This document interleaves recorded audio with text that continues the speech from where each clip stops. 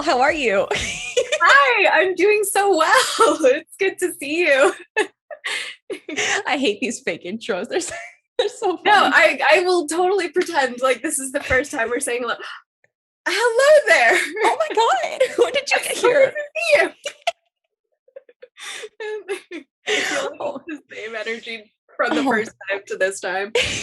I'm just so happy to see you and talk with you. Thank you for having Yes. me. And thank you for being on. So, Michelle is an incredible graphic novelist, illustrator, mostly for like middle grade and children's books and stuff like that. But Yes, you know yes. your work better than I do. So, if you'd like to introduce yourself. No, that was a perfect introduction. Mainly the children's publishing. I kind of fell into graphic novels, and that's kind of where I've been taking my career. And my most recent one is Allergic, which is back there. And it is about a girl who really wants for her 10th birthday a pet to love, and she loves animals, but she finds out that she is very, very, very allergic to all animals with fur or feathers. Oh God. I didn't know about the feathers part too. I thought like, oh, maybe at the end she gets a parrot. But Yeah. No. Unfortunately, it's everything under the sun that creates like pet dander and things like that. So it's very sad. but she manages. It's a fun, happy story. buy my graphic novel. It's a sad story of a girl. I do love me a sad story though. So Oh, it I'm a touches big the sad. soul. Absolutely. Okay, so to start off with, the first question I always ask is, when you were in high school, what was your plan? What was your vision for the future? What did you end up doing? Right. High school, there was no plan. I just started out at the gate strong. I Uh-huh. really liked drawing and I really liked being an artist, but every time I would talk about I wanted to do that as a profession, the adults around me and the teachers around me would just kind of be like, well, you need a backup plan. And so ultimately that backup plan became graphic design because I was like, well, it's tangential to art. And Mhm. then I wasn't happy. I thought about ways in which I could destroy my hand on a daily basis so I didn't have to go to work, like those kind of things, where I was like, what could I possibly do to make it so I don't have to go into work as a designer anymore? And I was like, that's very unhealthy and toxic. And then I switched gears and decided to go into illustration. So hold on. Were you doing graphic design work as a high schooler?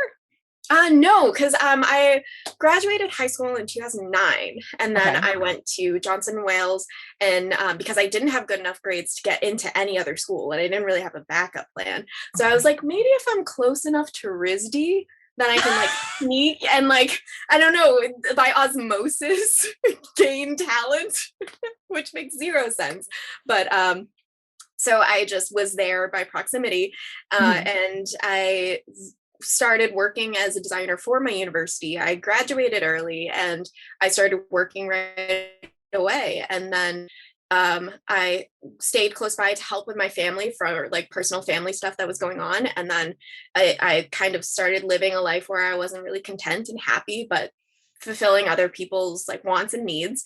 And Mhm. then I decided to go back to school, and that's where mass art comes into play, where I Mm. went later in life, and it ended up being one of the best decisions that I made. So That's that's quite the so it roller was like a coaster very like already. serpentine after high school to this. So That's okay. That's okay. So how long was your kind of gap between your first university and then art school? okay, so I I did have to do math now. I graduated Johnson Wales in 2012, and then Okay. um, went back to school in 2007. No, 2015. So it was a few years, give or Okay. take. And then Mass Art was going to be a 4-year program, but because of my education prior, I only needed to go for 3 years there. So it was Ah, college was basically 3 years here, 3 years there, as opposed to the 4 and 4. interesting. Because I was wondering that. Because like I feel like why would you have to do freshman classes if you already had like literally a degree? Yes. The one class I couldn't get out of at Mass Art was form study. And for those who don't know at Mass Art what form study is, and for the ones who do, I feel that pain. But it's basically a class where every day I would walk in and not understand why I was there. And Ah, it basically just studying forms and like shapes of things. And I'm like, I know what a shape is. I know how to cut pieces of styrofoam. I don't need tool skills. I've already got it. But it's fine. I have heard nothing but negative things about form study, if I could be You honest. were you were a transfer. Did you have to take it? No, because in my school we had our own hell. So Uh, yeah, so I went to a regular university, but for illustration. So the class structure was a little bit different. We had, I don't remember the name of the class. Um, but we had like kind of different versions of what mass art did. But essentially we had to do like a sculpture class, which I think is more or less what form study is. And with yes. sculpture, they just randomly put you in either ceramics or woodshop.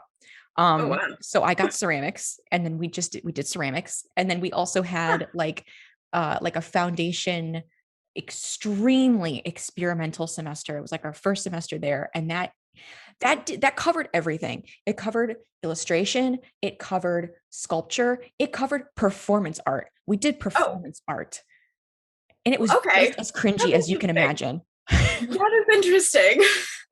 That is a first, I think. So, it was anyway. So I ended up getting out of form study, long story short, because I I'd mean, already you do embarrassed have your myself. own battle wounds from from your previous experience. So, okay, so let me think of some questions. Um, okay, so you went to school for graphic design because that was Mhm. your, well, this is close enough, but I'll make money kind of path. Yes, What yes. made you decide to go into illustration specifically? Well, I always wanted to be an illustrator. I always was loved kids books and animation. And when I was thinking about what I wanted to do when I decided to go back to school, I thought for a little bit animation would be the thing. And I was like, oh my god, that is so much drawing. I don't think I can do that. And then smash cut to me doing a graphic novel where it's I like was just so about to much say. drawing. So it's like an in between. But I yeah, I just always have loved picture books, and then I was helping take care of my nephew in that gap period, and I loved revisiting all those books that I would read to him and he would love, and just kind of touching back to what made me fall in love with drawing to begin with and art. Mm, And I was like, you know what? I can work really hard and try to do this on my own, but I really want a mentor. I mhm, want to find someone to guide me through this so I don't waste any more time, because I felt like I wasted a lot of time and I needed to catch up. mhm. And it ended up not being that for me. Like the education system wasn't that for me, but I still made it work. And I think that's the most important part. That's a very kind way to put a negative experience in mass art. Which I feel like I should say this in the video. Most of the people that I'm interviewing are from mass art, of course, because these are people I Okay. know. And we're not trying to either say that mass art's the best place to go to or the Huh? worst. We're Yeah. just sharing experiences. Yeah. Yeah. So you so you spent 3 years at mass art, Mhm. and could you just talk about the experience, good and bad? Yeah. Okay, so it was a wonderful place for me to meet other artists. And I felt that I didn't really have an artist community, just being online and like looking at people on Tumblr or Instagram at the time and just being like, how could I ever achieve that? Mhm, And not really getting to know anyone in the art world. But then when I came to mass art, all of a sudden there were so many like minded people and wonderful peers. And I met so many amazing artists. And that was the environment that I needed. And mhm, then there were the classes, which mhm, wasn't always the experience that I wanted it to be.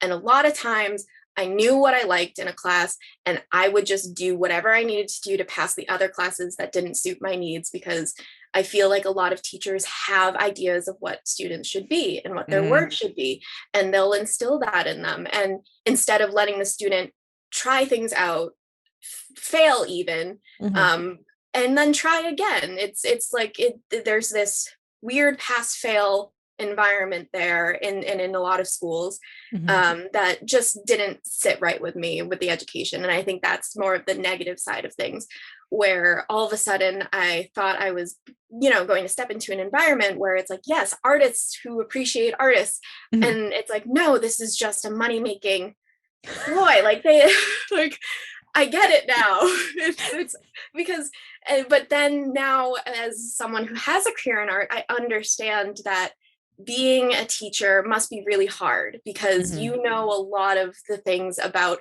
the real art world that students don't have the perspective on, and you want to shelter them and nudge them in better directions that maybe might set them up to have financial success. Editorial wasn't that for me, but man, oh man, that was something that was Interesting. pushed very, very hard. Mhm. And I think that there are so many ways for artists to be successful, and mass art kind of hasn't figured that component out yet. Mhm. No, So I think that's a fair, reasonable, not super judgmental assessment. like I could definitely turn this into a mass art bashing fest, but I also like it there's a lot with the education system that is so broken to begin with. The fact that the academic system, the higher education system is so broken from the core. So we're Yes. already starting with a bad value system. Yes. Yeah, it's really difficult to pin the blame on any one specific person or any one specific thing. Mhm. Because I know what you're talking about. Like, there were definitely classes where I was like, this professor is the absolute worst. I could teach this class better. Um, I don't understand what this has to do with what I'm interested in. I'm wasting my time doing these goddamn classes, things like that. And other people, of course, complaining about the exact same thing. But then at the same time, it's like, well, there could be that one person in the class that actually needs that. And, Mhm. that class is like life changing for them and they completely go on a new path. And maybe Yeah. that professor is like the best mentor ever for like two Yeah. people. Yeah. So it's so freaking difficult because art is such an individualistic journey, but you Mhm. have to have some kind of structure for everyone. But that Mhm. structure doesn't work for everyone. So it just kind of like you're cutting corners in places and Yep. it's just kind of a difficult little thing. Exactly. It's I think the real problem with art school as a whole is they are putting a grade value system on something that shouldn't have a grade value system on. No. Like we are taking the academic rules and applying them to something that isn't academic based, and Mhm. everything should be personal goal oriented. So like you have your goals and you build your own curriculum around that. I think Yes. that is a better way to guide students, so you have more well balanced classes, so you don't have people just in classes because they need to fill an elective, Hmm. and then you have all different goals, so then you have to create a curriculum based on like a variety. That shouldn't be the case. I know. I would love to reinvent the art education system. Oh my god. And just the all of the things, the racism. So many times I was with other people and just they couldn't even tell us apart, and that is a whole other thing. Oh man. Okay. So you have opened up so many different cans of worms and I want to just like pop open each one so badly. Um Ugh. okay. Okay. All right. I'm going to let me think for a second. What's the most okay, so this is a complete side note. I just want to talk about the actual video that I'm creating. This was the Yeah. original idea. I was going to interview four people and interview myself, when we were going to all talk about our different experiences. Each one was going to be maybe like 10 to 15 minutes. I was going to stitch it all together to be like an hour-ish long video. And Mhm. that was going to be that. Except every single person I talked to, we ended up talking for an hour. Yeah.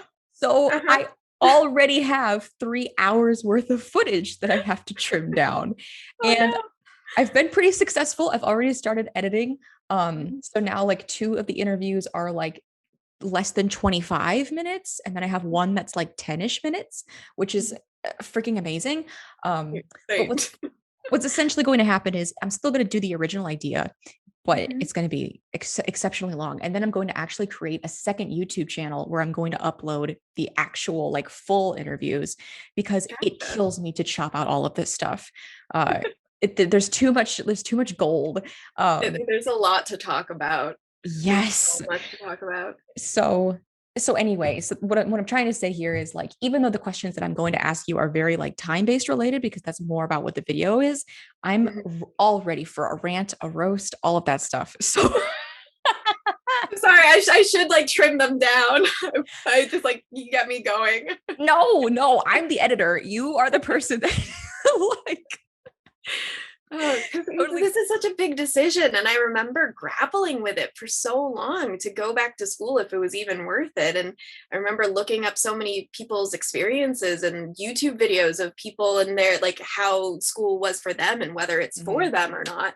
And it's an individual experience. There's so much to talk about. It's so one of the big reasons why I'm making this video is because everyone's path is very different, and you for every single person, like you need to know like what happens if you do this, right?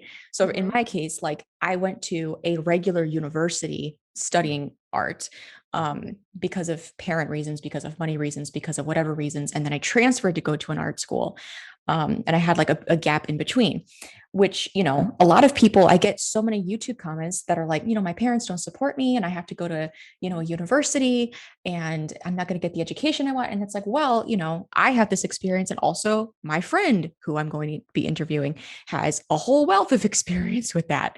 So, the alternative routes are really, really important. And I would assume that in your case, because you did not go from high school to college and just, go to Mhm. Massar and then, get chucked out like the rest of them. You actually had like a real world background that you were bringing in.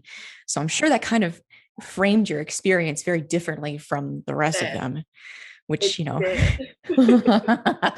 It did for sure. I think a lot of times, and this is probably me being more of a jerk, but I would get a little bit frustrated with like there were a lot of classes where I'm like, I don't like this assignment. Hmm. It doesn't resonate with me. I'm not excited about it.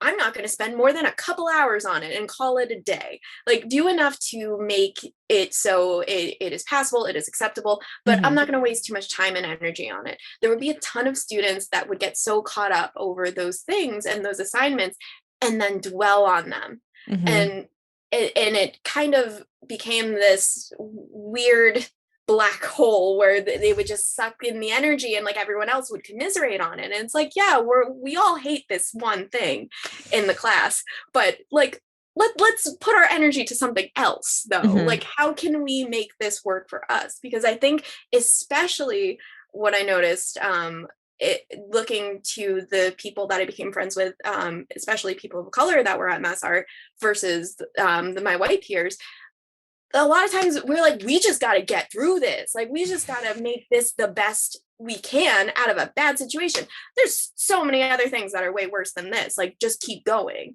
And Hmm. I think the I don't know where I'm going with this now. I got so derailed. I derailed myself. But like I think that was probably my most annoying part of the school experience. But there was also so many amazing people that I met through the program too that really pushed you push each other. I think it's more the people that you meet than the professors that you meet, which is maybe maybe a different Oh, experience for you. it's so difficult to say. So in my particular instance, I had a very hard time gelling with my classmates because, I transferred and I basically what happened was like, I had this very different university experience that I loved. I did not have a whole lot of art friends when I was at university. I had friends who, like, my best friend was a chem major. I was hanging out with engineers, with future doctors. I was doing capoeira, which is an Yeah. Afro-Brazilian martial art. Like, I was Yeah. truly like out of the art bubble because I didn't like jive with that in the beginning. Hmm. And then when I left, there was, I had to take a semester off and I was working at Starbucks. And that was really like, that's when it hit home. Like, oh my God, in a few years, I need to like be better than where I am now, essentially. The real world is right there. It's like, I have to be serious about this. I have to be serious about my education. So then when I came in to be around all of these privileged, naive students who Hmm. did not have my background at all, who, were taking everything way less seriously than I was, blowing off assignments, being rude for no reason, Hmm. things like that. I just could not click. And then, of course, there's a kind of a core personality that a lot of art students have that I also just didn't click with. So it was very difficult. The people that I connected with the most were other transfer students. And to your point, most of the transfer students were people of color. So, we all kind of clicked on that sort of level as well. Yeah. which was interesting.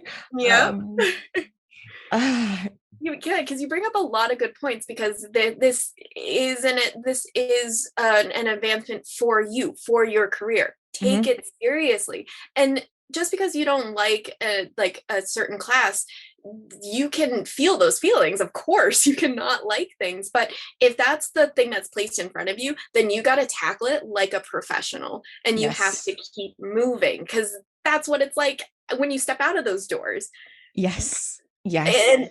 And I feel like a lot of times there was a lot of this energy where students were like, yeah, but art is supposed to be everything you want it to be, and and which is true. Like there are half truths to everything, but you also need to know when your ego's standing in your way.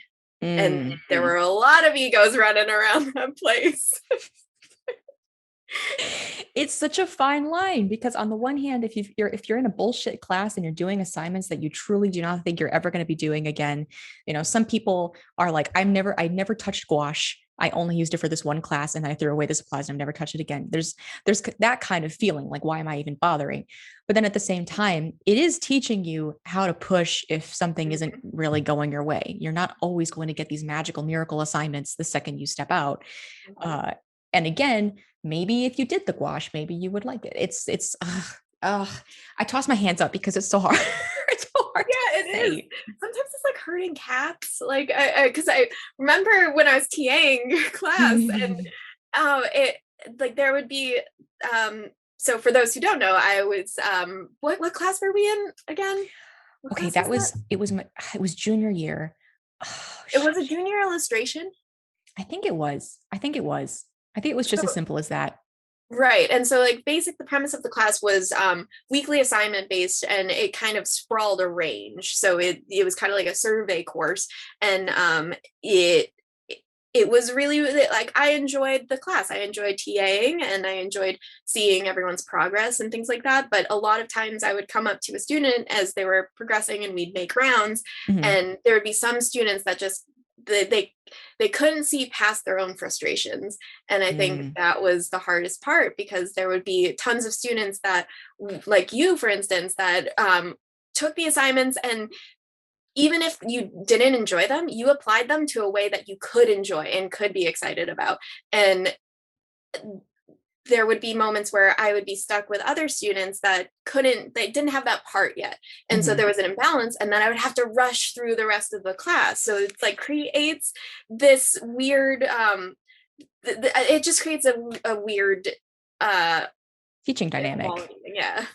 It's difficult, and you're not the first person to talk about like relationships with professors, for example.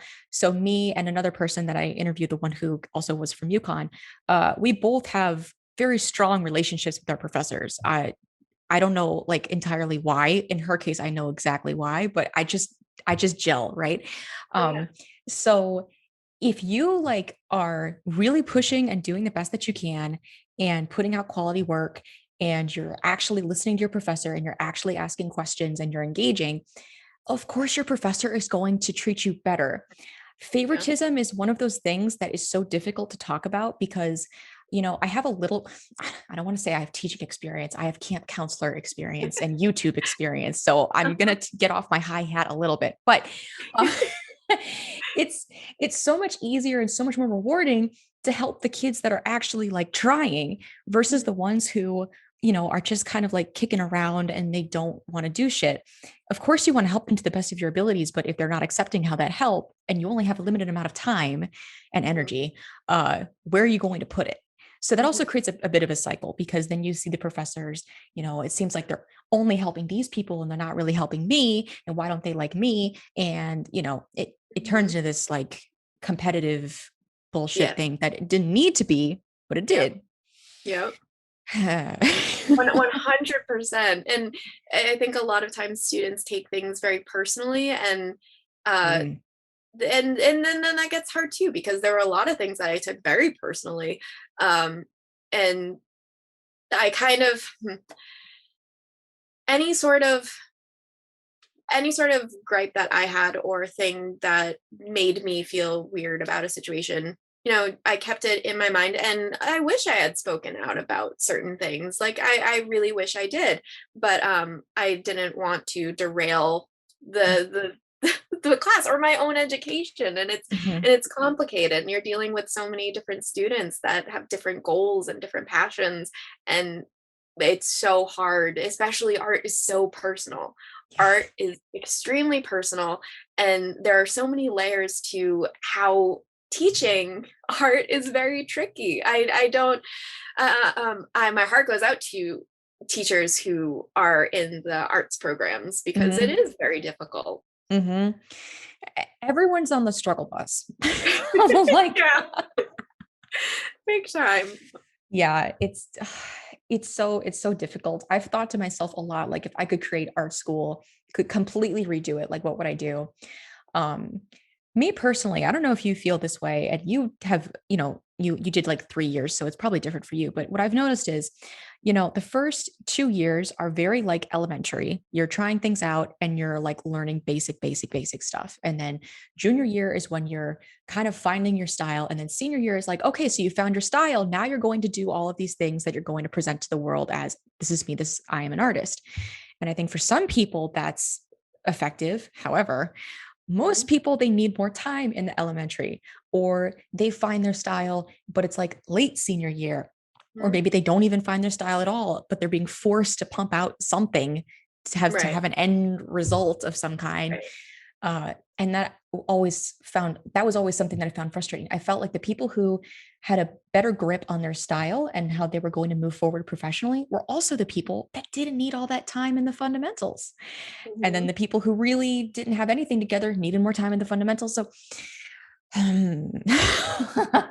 I think style is one of the things that makes me both envious and enraged at the same time, because there are so many artists that I love and I admire, and I'm like, oh my god, I love their work, I love their style, and then I have to kick myself because I'm like, style is constantly evolving. Style Mhm. is something that we shouldn't be striving for. If we're striving for a style, then we're striving for stagnation. And I want so badly us to elevate past the point of needing a style, because that's not what it is. That's not what you bring to the table. You bring to the table emotion, feelings, perspective. You just I have seen so many people fail because they rely on a style, but the heart's not there, the backbone's not there. So if you're constantly trying new things, then you're growing. I wish schools put that on a pedestal more than having a consistent style. There were so many people in portfolio at the end of our time there that had portfolios where it ranged, and the teachers would be like, well, you need to have consistency. And I'm like, no, no, contrary. You multiple revenue based off of your different style. You might need to delineate them more, maybe don't have them all on the same platform, but you don't have to be stuck to one way of being. Mhm. I, It just blows my mind. that whole rant. Oh my God. I'm sorry. No, that was amazing. That was so good. That was like my jaw dropped. I don't think Zoom caught it because it's on you, but like still. Yes, 100%. 100%. It frustrates me seeing people who are so young, and that does include myself, be like, oh my God, I need a style. I'm not consistent. And if I don't have a professional style, then I'm not going to get hired. And it's like, okay, I'm not going to say that style isn't important to any degree. However, you are 19 years old. Yeah. Like, that's really, really young. No one has their shit figured out at that age. You're not, and oh my God, style is stagnation. I love that. I love that so much. It needs to be on a t-shirt. It needs to be like stamped on everyone's foreheads. Um, Really, really powerful stuff, because I completely agree. I think it's something that it's like one of the most popular questions that young artists and even regular artists ask all the time is like, how do I find my style? And it's like, well, maybe we're asking the wrong question. And that's kind Mhm. of the thing. When you break down what style is, it's basically just repetitive actions. Like you are building a practice. Your practice should be your style, and that's your routine. That's materials that you use, that's techniques that you use, compositions that you gravitate towards, but then continue to push that once you have explored all of those, all of the little boundaries of your playpen. You need to get to a different playpen. That's like really all that it is. And I'm on the other end concerned that this is becoming my style, like my Mhm. books. And I want to continue to grow. And so like my job now is to continue to work and build my practice, but implement new things to change up my style and change up my repetitiveness because I want to continue to grow. I was curious and wanted to ask about that because, the whole point of a graphic novel is to have a consistent thing from page one to page whatever the end point is. Yeah. Do you find that challenging and restrictive, being like you really have to be in this rigid thing? Mm.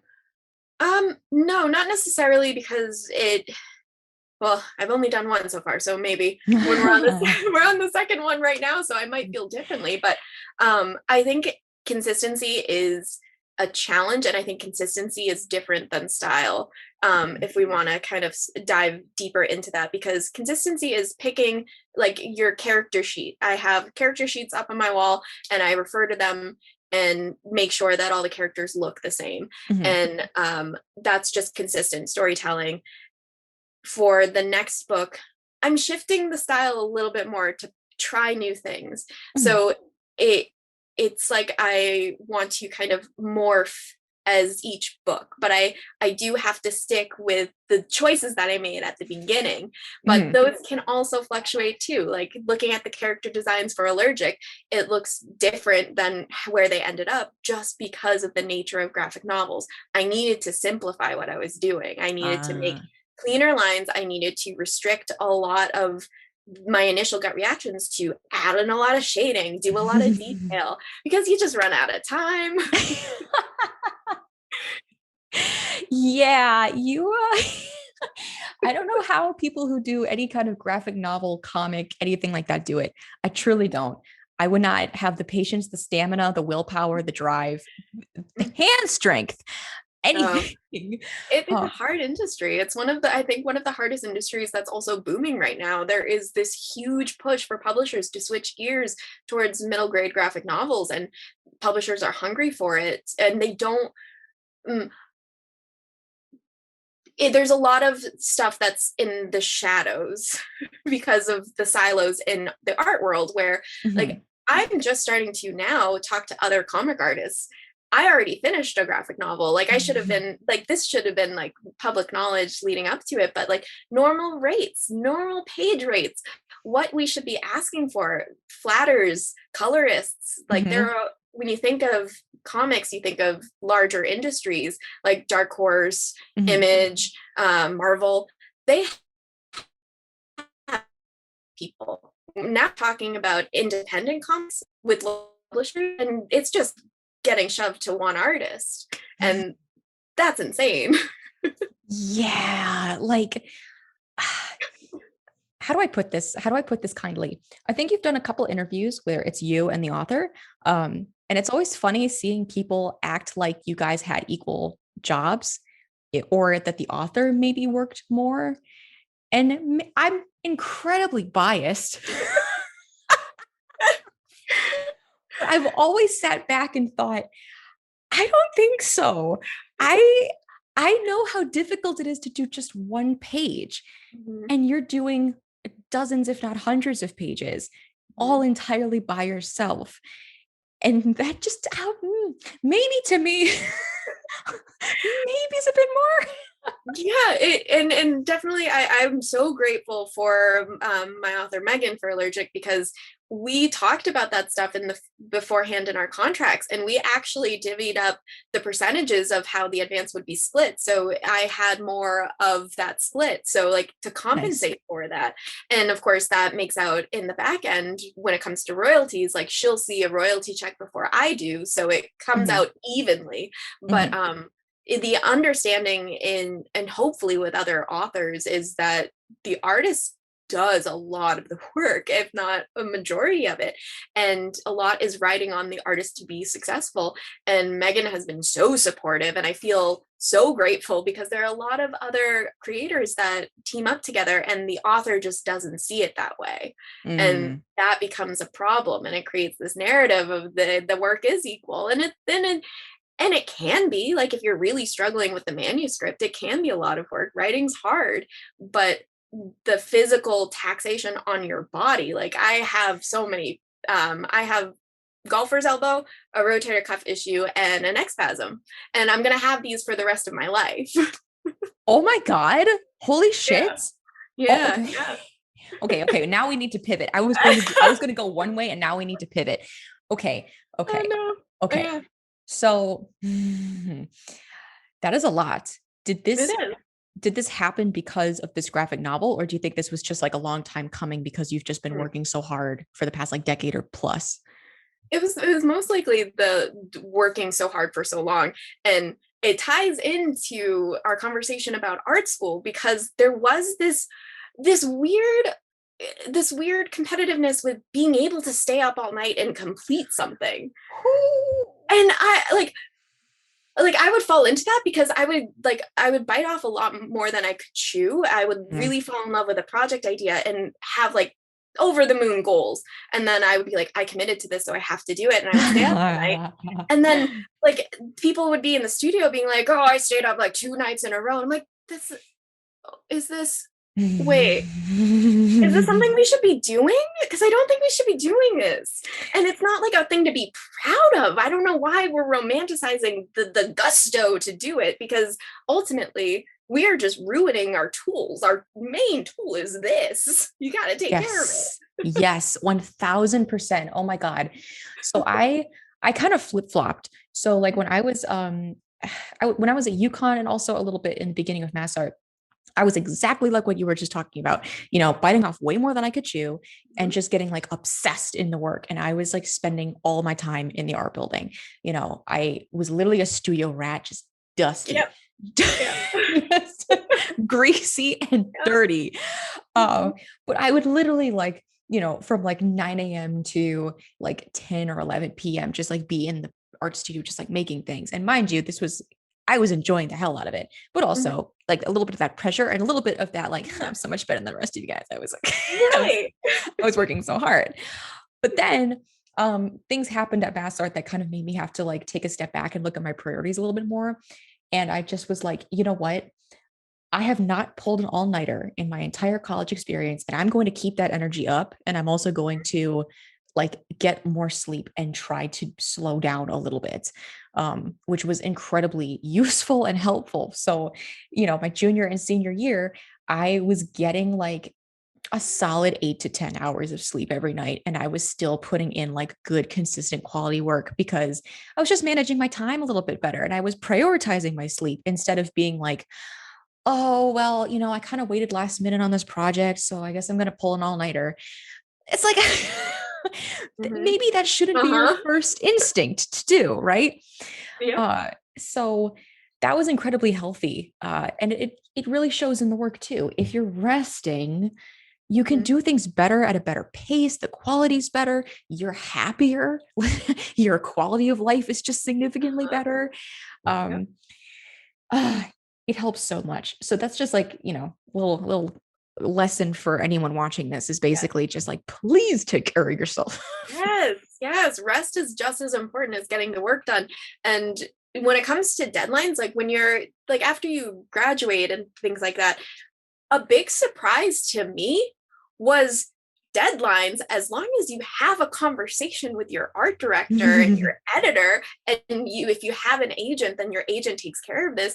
But everything is negotiable, because everyone at the end of the day wants the book to succeed, and that depends on all parties involved. And as long Hmm. as there's transparency, you're not moving this boulder up a hill alone. If you are really struggling, deadlines are there to keep people motivated, but as long as you are clear from the start, like we're talking months ahead, when you see the trouble coming and you're like stacking your schedule and you're like, well, if I don't take days off, I can do it. Hmm. Like, no, no, no, no, no. you push it back. Like I had to have a conversation with my agent right before this where I'm starting to feel some pain in my arm. And I'm like, I need to work at half speed and take a Mhm, good chunk of time off. My deadline's coming up in August. Let's push that back to September. Like, let's see what we can do so mhm, I can rest. And you know mhm. what? It's not the end of the world. Things happen. Yes, 1000% yes. And I've also noticed that myself. It's that things are not nearly as strict as you think they are. Shit, and I lost my train of thought, but you were saying so many good things. That's It's all about professionalism. As long as you handle things professionally, what I that's what was matters. That's what I was going to say. So everything you were saying was at 100% true, but I really want to like push the one thing is that you have to be transparent. You have to like tell people as it's happening that you need like this extra help, this extra time, what's going on in your life. You're not going to get extra time if you wait till the 11th hour and then Yes. you tell them that things are Yes. going bad. Yes. That's really, really, really unprofessional. I worked on one huge project that required a lot of artists, and we were all taking on a lot of work. And there were a few of them who just could not handle it. But instead Mhm. of being upfront and being like, "Hey, I can't do this work. Could you, pass this off to the other artists so I can take on less?" They just kept quiet. And then we kept on getting all these emails being like, "Hey, we haven't heard from some of you in a really long time. And the deadline's tomorrow at 11. And please answer your emails or WhatsApp messages or phone calls or texts, please, so that we can, get this project done." Bitch. Okay, Uh, so it was actually due at like 2 p.m. on a Thursday, Friday, whatever it was. It was due at 2 p.m. Bitch, uh-huh. I got an email. It was 11 a.m., 3 hours before, and they were like, "Who can take these 30 drawings?" And I was like, "Oh my God." What? What? Oh my God. What? So Yeah, then the so then the rest of us suffered because we had to uh, take on all that additional work that they just refused to, because it's the pride, it's the guilt, mhm, like, "Oh my God, I fucked up, but I have to get this done, but I can't get this done." And you're panicking, mhm. you're panicking, you're panicking, and you don't want to admit failure, but it's like, Yeah. just talk to them. Oh my Yeah. God. Yeah. Yeah. 100%. And I made those mistakes. Like I remember when it came to allergic, I felt like I had to do the work all myself and I can't show weakness and this art director is going to never want to work with me again if I need to do this or do that. Yes. And they're just the nicest people in the entire world and they're like, "Oh, we get it." And I'm like, Mhm. "Oh, I was making it out to be that it was I'm against the world." And I think of what the art community needs now more than anything is us to talk to each other. And I want an artist union so badly because I think there's a big part of like what we feel like we should be grateful and lucky, and we do feel grateful and lucky, but Mhm. we're also providing a valuable service. we Yes. are we are contractors. We are bringing to the table something that they need, and they need to respect that, and we need to feel the empowerment to demand these things and to talk to one another. Like Mhm. there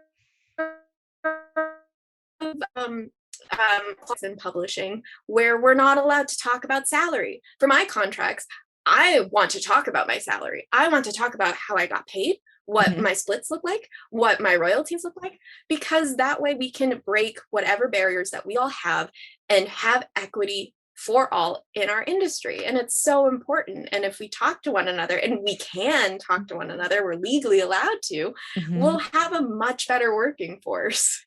Yes, absolutely. And because, it comes down to like pricing. Obviously, everyone, Mhm. there's not a single artist alive that is good at pricing, I think. Um, So it's a weakness for sure. Everyone's just trying to do their best. Um, but yeah, besides pay, it's also just like, what are your work conditions like? How are you getting this work? Um, Leaning on one another. And something that, I think is especially beneficial. I think the people who do the best after college are the people who keep in contact with other people and kind of touch base and get things. For example, again, one of the people that I interviewed, she has been incredibly nice. And every time that she's gotten work that like either she couldn't do or she knew other that they needed more artists, she'd be like, "Hey, do you want this work?" And I'd be like, "Yes, bitch, thank you." So Yeah. that helps her. It helps me. Like Mhm. no one's losing in this situation. And it's a Yep. really good time for everyone. So okay. So now let's segue back to the original questions of the interview. So you, I feel like we need to have a podcast. I could talk about so much with you specifically about everything. I have so many things that I want to ask you, but regardless, okay. Okay. So you went to Master, you spent 3 years there, and then you graduated 2018. Is that correct? Yes. Yes. 2018. Okay, Yes, I think so. so Yeah. I know the story of what happened, but my viewers do not. Yeah. What happened immediately after your graduation? Well, it kind of like happened tangentially. So what ended up happening, I was in my senior year, and there were a lot of really wonderful things that were happening at the tail end of my junior year into my senior year. And one of the main things that happened was I was just like kind of freaking out about my portfolio, not happy with anything I was making, and really upset with myself because I wasn't happy focusing my portfolio on editorial pieces, but I felt like that was all I had. So I had to keep Mm, going with it. mhm, And instead of changing directions. And as I was waiting for the elevator at the studio, I noticed a little a flyer that was for the Society of Children's Books Writer and Illustrator Conference. It was a competition, it was a student competition. It was a mouthful, but it's basically this big organization that is nationally known, mhm, and it's all the creators of children's publishing, and it's like authors, agents, artists, they all get together. It's a big conference, everyone has fun. There are mixed reviews on it, mhm, and I didn't really know anything about it, and I was like, yeah, competition. And I saw that the winner received entry to the LA conference and entry into the portfolio showcase, and I was like, you know what, I like picture books. I've always liked picture books. Am I going to continue to make the same mistakes that I've always done and focused on a thing that I wasn't happy with because I thought it's what I should do? And I'm like, bitch, no, I'm going to enter this competition and see what happens because I am tired. And so that week, I decided, changed out my portfolio, changed a bunch of pieces. The teachers looked at me like I was crazy, but I believed that I could do it. I believed that this was the right thing for me. And I sent in my application, and I found out that I had won, and I gained entry into it. And so Real that cash. summer, I found out I won. it was very exciting. It was very exciting. I didn't know what to expect. And so we graduate. There's a lot of buzz happening. And then a couple weeks after graduation, I go to LA and I have my little portfolio and I don't know what to expect. And I go there, and it turns out to be this wonderful place where I meet a lot of inspiring people and I hear a lot of inspiring stories. And there were two agents that saw my portfolio in the showcase, and one of which had this project from the author Megan, which was allergic. Mhm. And so I wasn't too sure if I wanted to do a graphic novel, but I really loved the story. And as soon as I read the manuscript, I knew that this was what I really wanted to shoot for because I always loved comics growing up. I just never thought it would be feasible to. I got back from LA, signed with my agent, signed on to do the pitch for the project, and didn't know what to expect. Put it together, sent it out, and then we got a bunch of responses back. Technically, we got a rejection because Joan, who is Megan's agent, Mhm. had a personal relationship with a publisher, an editor at a publisher, and so we gave an exclusive look. So that means that they get first dibs, and if they pass, then it goes out to whoever that we choose. They passed on it. So happy that they did Ha. because it ended up, there are a lot of publishers that were very interested in our book, and it went to auction. And an auction is just exactly what it sounds, where publishers put in their bids, and there are two different types of auctions: best bid and round robin. And um, ours was a best bid situation where everyone did levels of bidding, and then we let them know what that top bid was, and if for the next round they wanted to do another bid to Mm. up it. And so it kept going for quite a bit, and I feel really fortunate for that. That's why we ended up to the advance that we did. And that is the story. And then you just immediately became a graphic novelist, and then, I, then I did it.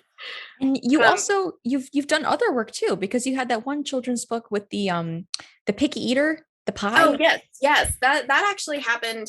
Um, it was a really fast timeline for that one. I kind of regret doing it because it was a lot of work, but it was a good amount of money and it was a fun story, and I was really happy with the characters. And I was really happy to create the cast of characters, and it was with America's Test Kitchen, and that took Mm. about 6 months. So basically, we signed with Scholastic for Allergic first, and then about like 5 or so months in, got the picture book deal, and then wrapped that up, and then continued on.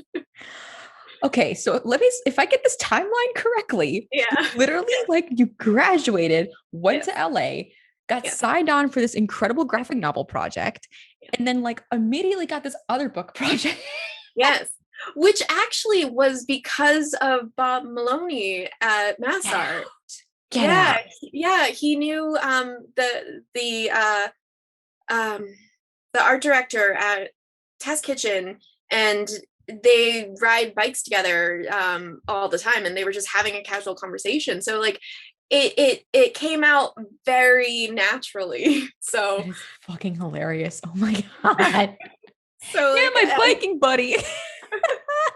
it worked out, and like that's the hard thing. That's a double-edged sword to mass art for me, where I have had conflicting experiences where I wouldn't have been able to get into the student competition because it was a legitimate student only competition. Like a lot of the things that helped me branch out into my career was because of student competitions. Mhm. And I think if you're going to school, that is your best way to get your work out there, is doing every competition that you possibly can. However, there's a caveat. Competitions are a means to an end. Mhm. I do not like the competition hierarchy. I think Mhm. it breeds a lot of toxic behaviors, but it's the system that we have. And I think now as an adult, I'm actively trying to break systems, but it's a back and forth all the time. That's I hear you on that.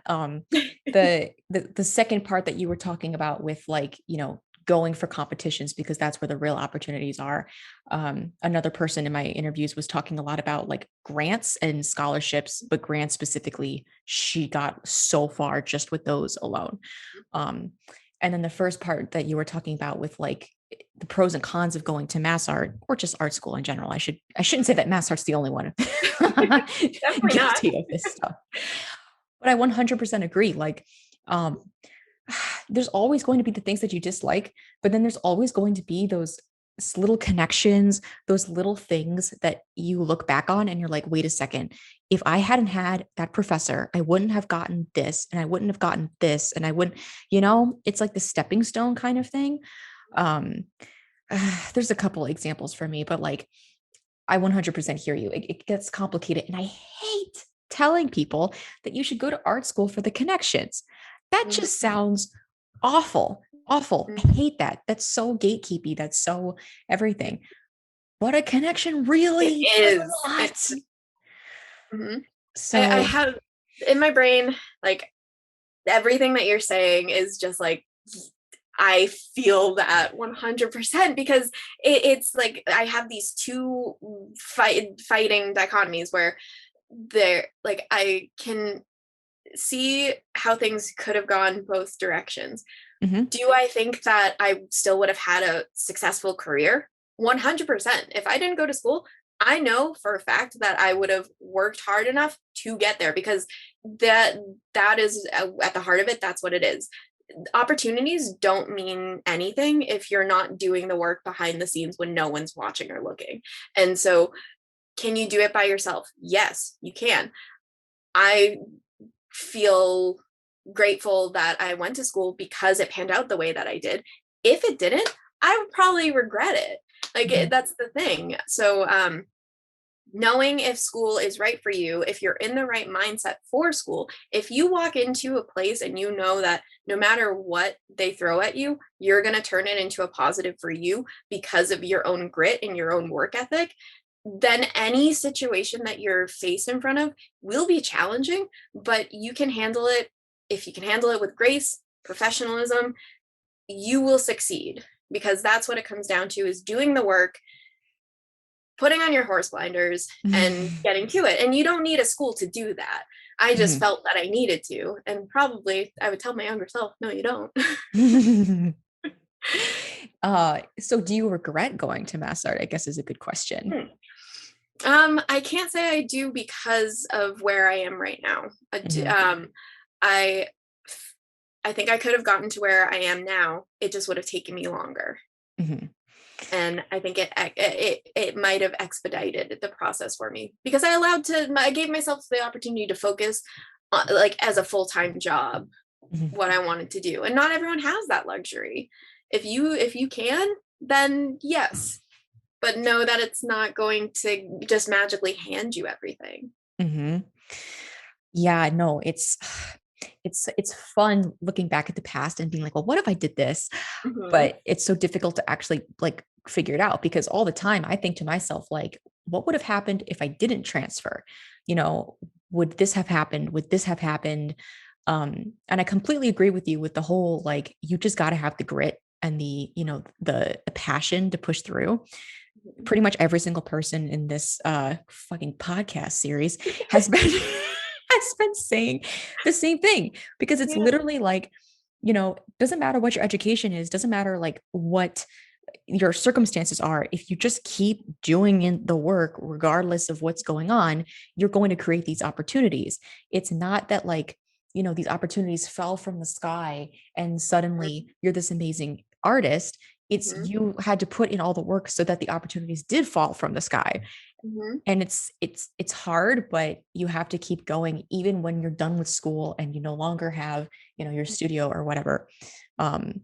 It's really, really hard, but that's the main overarching thing to all of this, is just keep fucking trying.